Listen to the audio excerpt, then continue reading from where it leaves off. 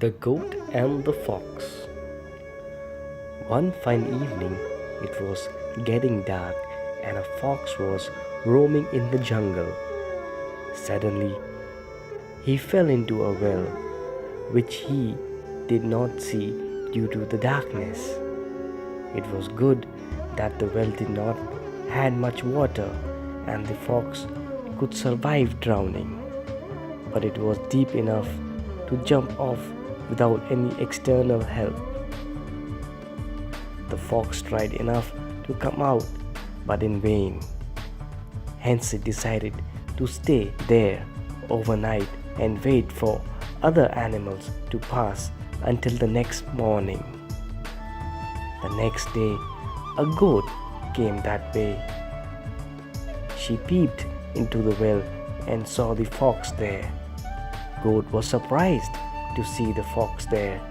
She inquired from the fox that what he was doing there.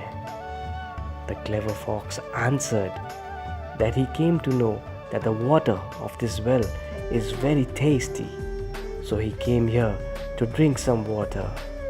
Fox invited the goat that she can also come and quench her thirst. Without giving a second thought, the goat jumped into the well and started drinking water. After drinking water, she looked for the way to get out, but found herself helpless to come out. Now the fox gave the goat an idea that if goat could stand on her hind legs with the support of the wall of the well, he could climb on her back and get out. Then he could help her to come out too. The goat was too innocent to understand the shrewdness of the fox. She did as the fox said and helped him to get out of the well. When the goat asked the fox to help her out, he said while walking away that she should have thought about this before getting into it. So friends, what's the moral of the story? What did we learn? That one should just not walk into anything without thinking. The Giraffe and the Monkey. Once upon a time, a group of animals were living in a valley of fruit trees. They all were living happily and enjoying the delicious fruits from the trees. There came a giraffe from a nearby jungle who was very tall and was very proud of his height. Because of his height, he could reach the upper branches of the tree and ate all the fruits on the trees and leaving no fruit for other animals. All the animals did not like this attitude. They requested the giraffe not to eat all their fruit. They told him that they were ready to share their fruits with him. But the giraffe was not ready and told them he will share with himself only, and went on eating more leaves than the fruit. All the animals were very annoyed with the giraffe's behavior. One of the monkey thought to teach the giraffe a lesson.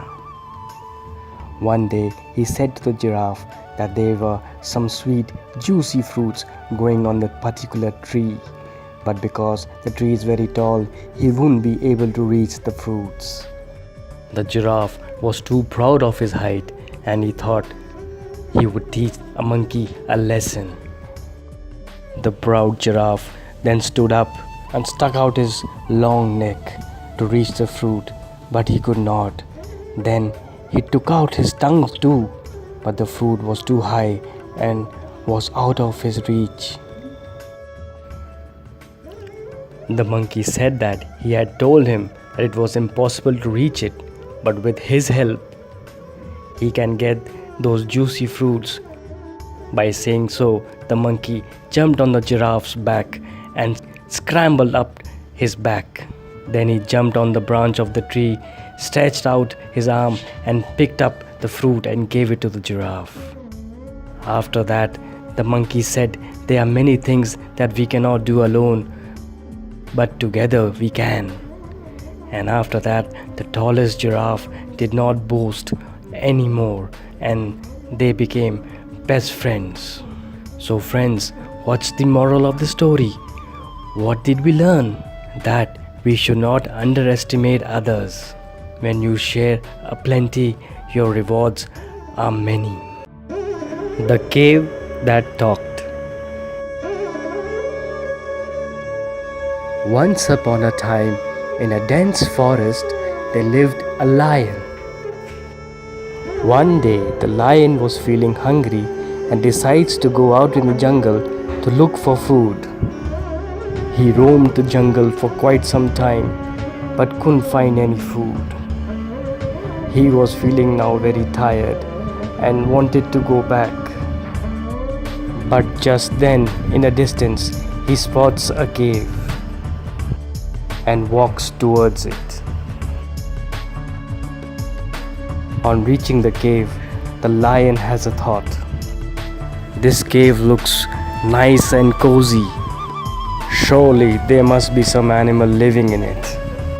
And with this thought in mind, the lion enters the cave. Once inside the cave, the lion finds no one there. He then decides to stay in the cave and wait, as he was sure that the animal who lived in it would come back at some point of time. After some time, a jackal comes near the cave. This cave was his home. As the jackal was about to enter the cave, he notices lion footprints going inside. He then again looks and finds no footprints coming out. He then starts to think what to do and how to ensure that the lion was still inside the cave. He thinks for a while and comes up with a plan. He then starts talking to the cave. He greets the cave. "How are you today? How was your day? It's me, the jackal." But there is no answer from the cave.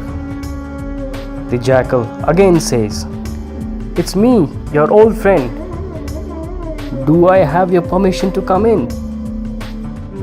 Again there is no answer from the cave. The jackal continues, "I think you don't want me to come in today." The lion was listening to all of this. He thinks maybe because he is inside the cave is not responding.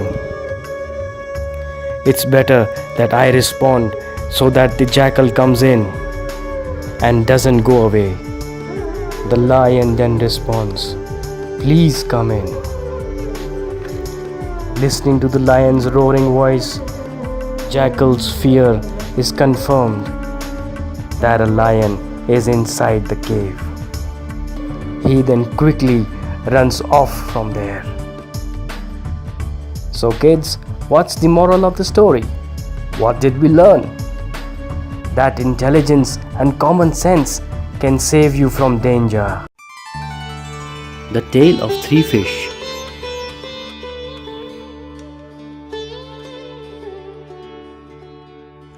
On the outskirts of a village, there was a big pond. The pond was home to many fishes who happily lived in it. One day, two fishermen were passing by the pond.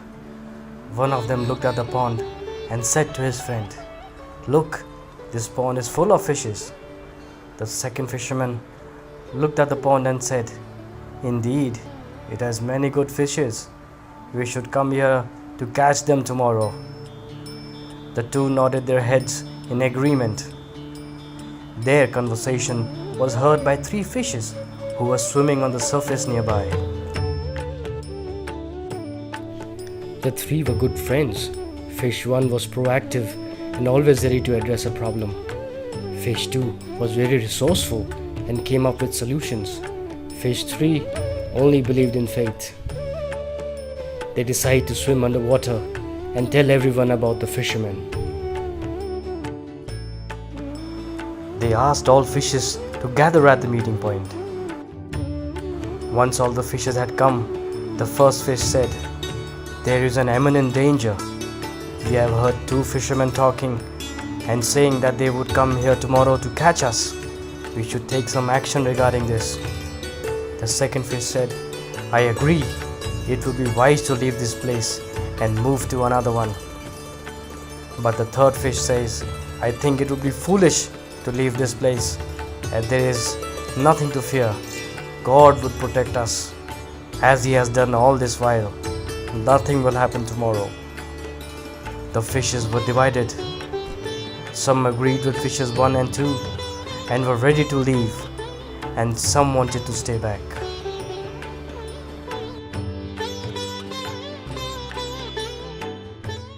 It was night now. All the fishes had gathered at the meeting point again. Fishes 1 and 2 are also there. They tell everyone they are leaving, and whoever wants to come can join them. Saying this, they start to swim away. They are followed by quite a few fishes. They all head towards a cave opening. This cave opening would lead them to another pond.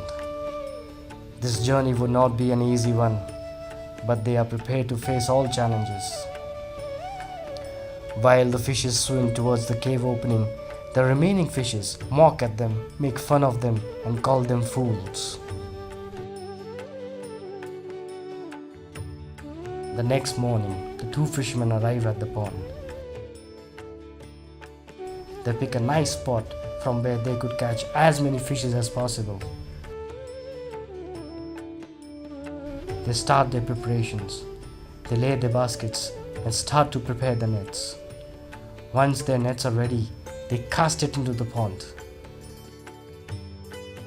The fishes who stayed back try to escape, but are all caught in their nets. The fishes realize their mistake, but it's too late.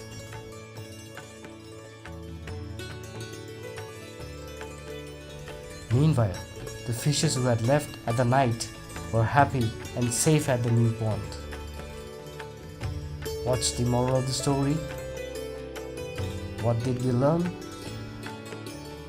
One has to take action when one senses danger. God also helps those who help themselves. Thank you for watching this story. Please like and subscribe for more stories like these. Thank you. Bye-bye.